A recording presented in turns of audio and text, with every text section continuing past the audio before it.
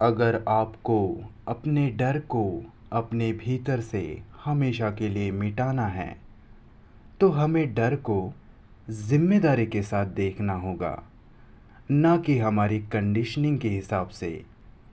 अब तक जैसा हम उसे देखते, उसके बारे में सुनते आए हैं, उस हिसाब से देखोगे तो यह डर से भागना हुआ, उससे बचने की कोशिश करना हुआ। और ऐसी स्थिति में डर क्या है, भय क्या है, हम कभी नहीं समझ पाते और उससे कभी मुक्त नहीं हो पाते। आपको अपने डर को, उस भाव को, उस डर के भाव को जिम्मेदारी के साथ पूरे ध्यान से देखना होगा। उस डर के भाव से अलग होकर नहीं, उस डर से अलग होकर नहीं। सही देखने में देखने वाला मौजूद नहीं होता, सिर्फ वह डर, वह भाव, वह फीलिंग ही होती है। वह फीलिंग ही है जो पूरे ध्यान के प्रकाश में होती है। वह दो नहीं होते, डर और डर को देखने वाला ऐसे दो नहीं होते। पता नहीं कि आप इसे समझ पा रहे हो या नहीं, क्योंकि मेरे शब्द वह नहीं हैं जिसके बारे में हम चर्चा कर रहे हैं।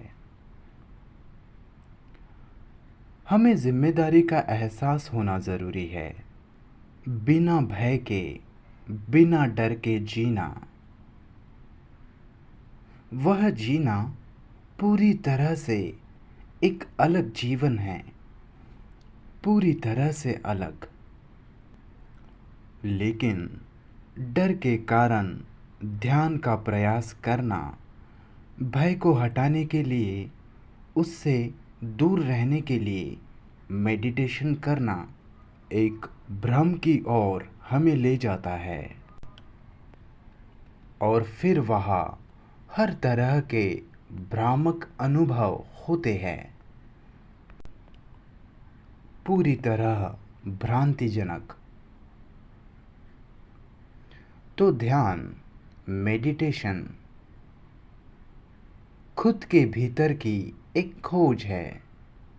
डर या मज़े की संरचना को बिना देखने वाले के पूरे जागरूकता में देखना, वही खोज का सही तरीका है। हम सबको मज़ा चाहिए, खुशी चाहिए, है ना?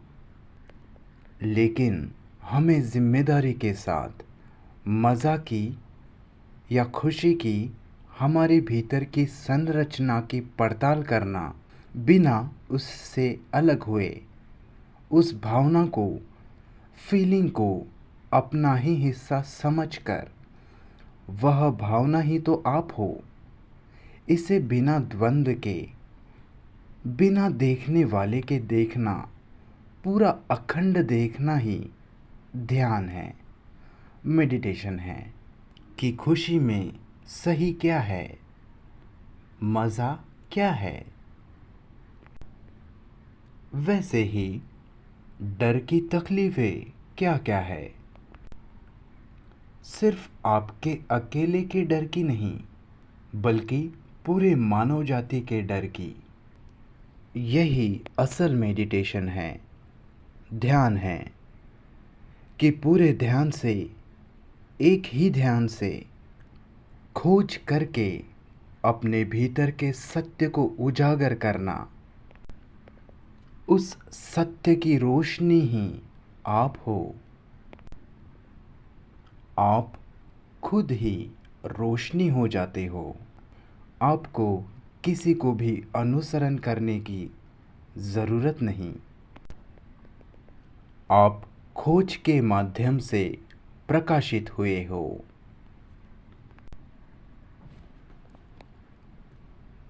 पूरी दुनिया अव्यवस्थित, उपद्रवी हुई है, और बहुत गंभीर समस्याओं से हम गुज़र रहे हैं। आर्थिक तौर पर, राजनैतिक तौर पर, सामाजिक तौर पर। जो हमारे सामाजिक संबंध है उसमें विभाजन आया है।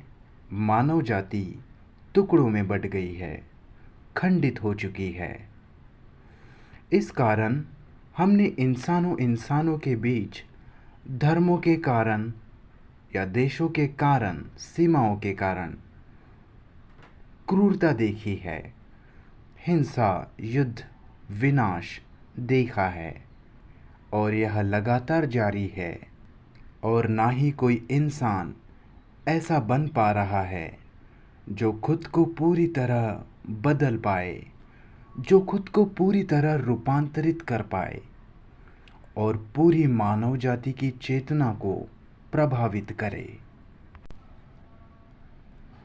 जैसे कि हम पहले बात कर चुके हैं कि जब कोई एक इंसान अपनी चेतना के विषय में जिन बातों से उसकी चेतना बनी है, जिनसे तुम खुद निर्मित हुए हो, जो तुम्हारे व्यक्तित्व के हिस्से है, विषय है, उनमें अगर रूपांतरण लाता है तो वह बदलाव इस पूरे मानव जाति की चेतना को प्रभावित करता है। किसी एक व्यक्ति का रूपांतरण पूरी इंसानियत को, मनुष्य जाति को प्रभावित करता है। तो चेतना में असली रूपांतरण होता है, सैद्धांतिक या काल्पनिक नहीं, वास्तविक, मूल रूप से पूर्ण चेतना का आपका रूपांतरण। तब वह रूपांतरण पूरी मानव जाति की चेतना में, इस दुनिया की चेतना में एक अलग माहौल, एक वातावरण ले आता है।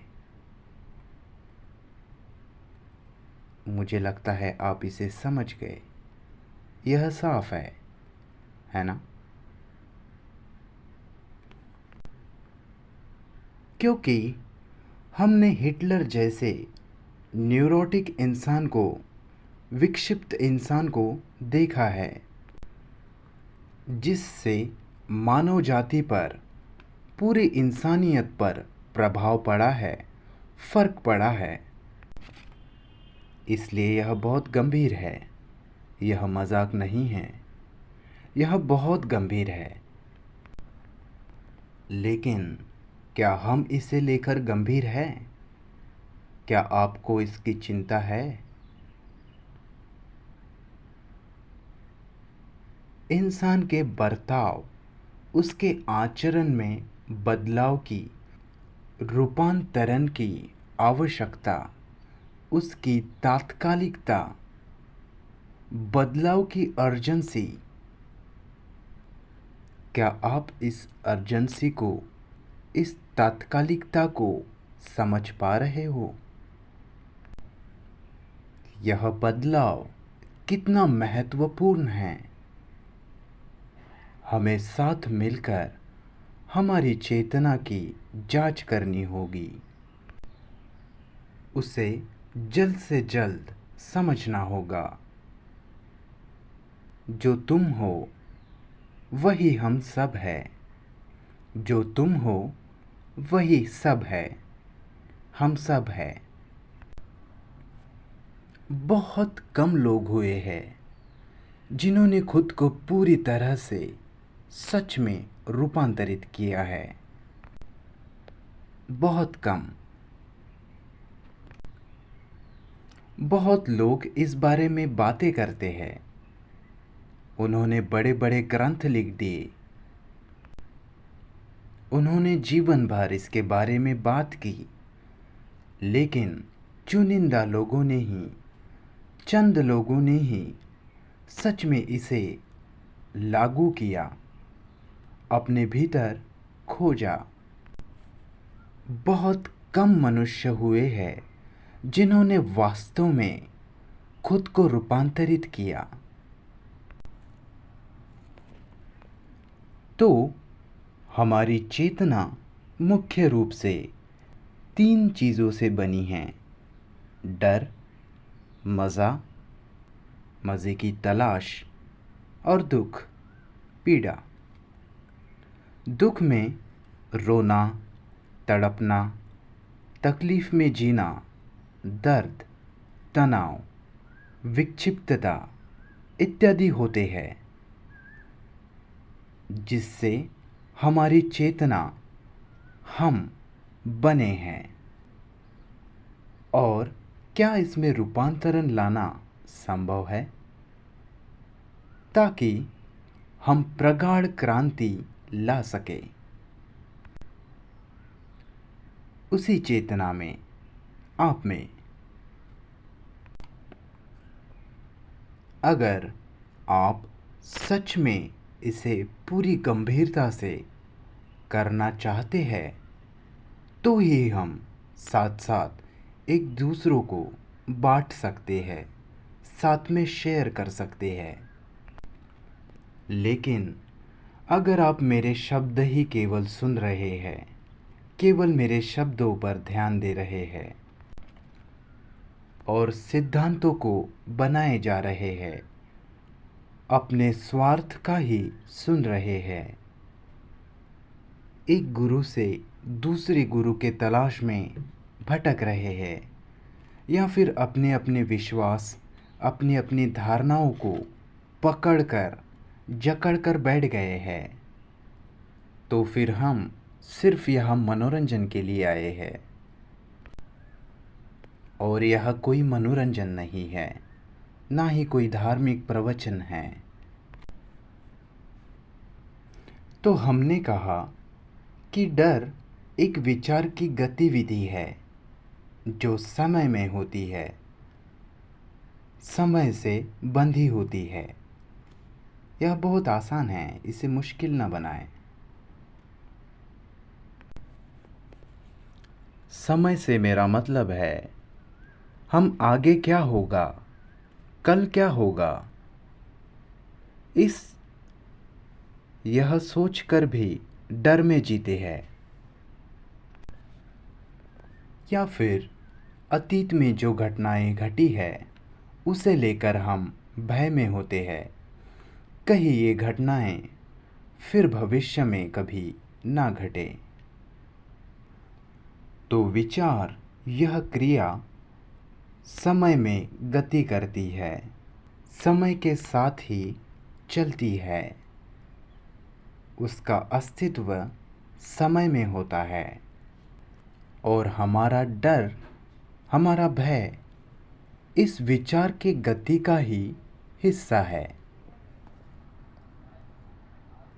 हम एक दूसरे से जुड़े हैं, यह केवल शब्द नहीं है, आपको इसे अपने भीतर देखना है। हम बांट रहे हैं, यह केवल शब्द नहीं है, शब्द का महत्व, उसकी गहराई, उस शब्द का पदार्थ क्या है, सत्व क्या है, उसे देखना ज़रूरी है। तो हम सब साथ मिलकर अन्वेषण कर रहे हैं, खोज कर रहे हैं। हम कोई आदेश नहीं दे रहे कि आपको इसका पालन करना होगा, यह हुक्म है। नहीं, यह कोई हुक्म नहीं है, आज्ञा नहीं है। हमें दूसरों से आज्ञा, हुक्म सुनने की आदत पड़ी है, उसे मानने की आदत पड़ी है। इसलिए हम अधिकारी स्थापित करते हैं और उसे स्वीकारते हैं, उसका अनुसरण करते हैं, उसे फॉलो करते हैं, क्योंकि हमारे भीतर कोई क्रम नहीं रहा, हम भीतर से बिखरे हुए हैं। इसे सुलझाने के बजाय हम अधिकारी स्थापित करते हैं, क्योंकि हमें हमारी भीतर की परिस्थिति को समझने में कष्ट होता है, मुश्किल है, वहाँ चैलेंज है, चुनौती है, तो हम सोचते हैं कि कोई अधिकारी आपके लिए यह करे। हम उस कष्ट से भागते हैं, उसे अनदेखा करते हैं, उससे बचने में हम लगे हैं। इसलिए हम कभी खुद जिम्मेदारी नहीं लेते। हम अधिकारी स्थापित करते हैं और उसे फॉलो करते हैं। हम सोचते हैं कि कोई अधिकारी आपको ठीक रखेगा, आपको सुलझाएगा। इस तरह हम पूरा जीवन वास्तविकता से भागते रहते हैं। हम सोचते हैं कि अधिकारी हमें इससे आज़ाद करेंगे, हमारी समस्याओं को सुलझाएंगे और हमें रूपांतरित करेंगे। लेकिन मानसिक जगत में या कहे आध्यात्मिक जगत में आध्यात्मिक शब्द का यह इस्तेमाल करना सही तो नहीं है, क्योंकि धार्मिक या आध्यात्मिक इन शब्दों से अभी बदबू आती है। ये शब्द दूषित हो चुके हैं, फिर भी हम इस शब्द का इस्तेमाल करेंगे। तो आध्यात्मिक जगत में, मानसिक जगत में कोई भी अधिकारी नहीं हो सकता। वहाँ कोई गुरु नहीं है, ना ही हो सकता है।